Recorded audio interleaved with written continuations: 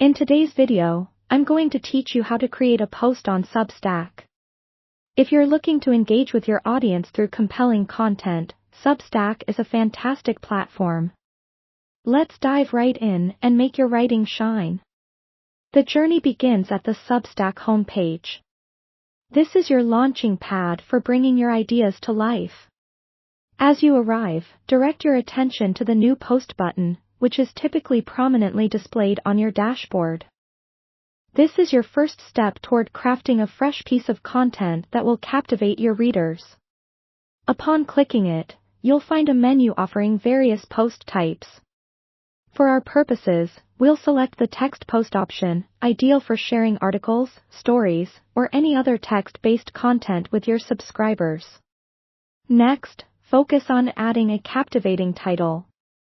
Remember, this is the first impression your content will make, so choose words that are engaging and truly reflective of what your piece offers. Once your title is set, consider adding a subtitle. Subtitles offer an additional layer of context and can entice readers by hinting at what they'll discover. With your title and subtitle in place, you're ready to dive into the main content of your post. This is the heart of your communication with your audience. As you pen your thoughts, aim for clarity, informativeness, and engagement. Once you're satisfied with your polished piece, locate the Continue button in the upper right corner. Clicking it will take you to the next phase of the process. Here, you'll decide who gets to receive your masterpiece. By default, everyone on your list will receive it, ensuring broad engagement.